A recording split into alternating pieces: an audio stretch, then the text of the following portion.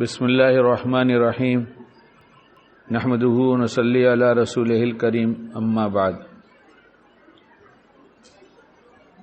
ایمان والے کا مسئلہ صرف دنیا کا نہیں ہے، اس کا اصل مسئلہ تو مرنے کے بعد کا ہے۔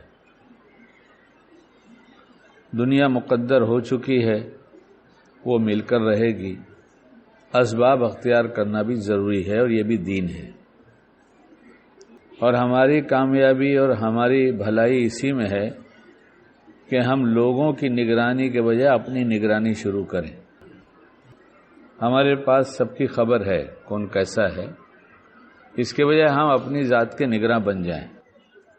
اور یہ طرز صحابہ بھی ہے کہ ظاہر کے اعمال کو تو دیکھتے ہی دیکھتے تھے کہ کیسا ہو رہا ہے، صحیح ہو رہا ہے، غلط ہو رہا ہے، باطن کی سوچ کے بھی نگراں تھے۔ اور بہت سارے واقعات ہیں اس کے، اس میں ایک جو بہت مشہور بات ہے، حنظلہ منافق ہو گیا، اس کے بعد آگے سب آپ جانتے ہیں، فضائل میں پڑھا ہی جاتا ہے۔ اس لیے ہم اپنی نگرانی خود کریں۔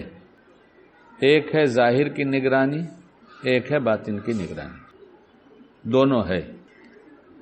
ظاہر کے بارے میں لوگ دیکھ کر فیصلہ کرتے ہیں اور اصل فیصلہ باطن کے اوپر ہوتا ہے جو اللہ کرتا ہے۔ اس لیے سخی، شہید اور عالم کی بات ہے تو ظاہر کا تو فیصلہ یہی تھا، سب نے اچھا کام کیا، لیکن باطن کی ایک سوچ تھی جو قیامت میں ان کے لیے نقصان دہ ثابت ہو گئی۔ کریں کیسے اپنی نگرانی کیسے کریں؟ تو پہلے ظاہر کے حلیے کو دیکھیں، بال انگریزی طرز پر ہے یا اسلامی طرز پہ ہے، کیونکہ جو سر کا بوجھ ہے نا، یہ بال جس کو ہم بوجھ نہیں سمجھتے، بہت ہلکا سا ہے، جب یہ غیروں کے طریقے پہ ہوگا تو دل و دماغ غیروں کے اس تعلق سے، اس نقل سے متاثر ہوگا۔ اس کا مطلب سیدھا سادہ ہے کہ ہماری سوچ شریعت سے ہٹتے ہٹتے غیروں کے طریقوں کو پسند کرنے لگے گی۔ اس لیے کہ ہم نے نمایاں طور پر اپنے بال سے بتا دیا کہ ہمیں وہ کٹ چاہیے جو غیر کرتے ہیں۔ ہم سمجھتے اس کا بہت ہلکا اثر، اس کا بہت زبردست سوچ پر اثر پڑتا ہے۔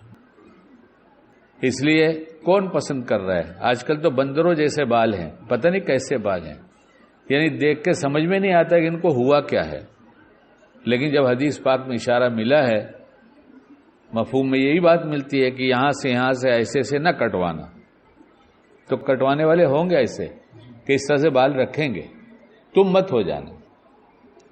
لیکن ہم میں جو دیندار آدمی ہے، وہ بال کی کوئی اہمیت ہی نہیں دیتا، سوچتا ہے کیا ہے۔ ایک صاحب سے پوچھا داڑھی اتنے نیچے کیوں اتر گئی؟ تو کہا کہ میں خیال نہیں کیا، وہ حجام نے نیچے اتار دیا۔ میں نے کہا اچھا، کبھی سوئے تو جیب میں سے حجام پیسہ نکال لے تو دیکھو گے نہیں بعد میں دینے کا، پیسہ کہاں گیا؟ ارے میں تو لے کے بیٹھا تھا، تو بال نہیں دیکھا تم نے، چہرہ نہیں دیکھا کہ نیچے کو اتر گیا؟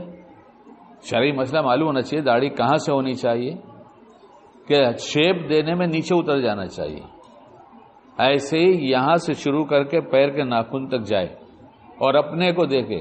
جو اپنا نگراں بنے گا اور اپنی فکر آئے گی، اس کی تو اصلاح ہوگی، اور جو دوسروں کے فکر زیادہ کرے گا اور اپنے کو بھولا رہے گا، اس کی اصلاح نہیں ہوگی۔ جب اصلاح اپنی نہیں سوچتا تو کیسے ہوگی؟ اور موت اچانک آ کے پکڑے گی۔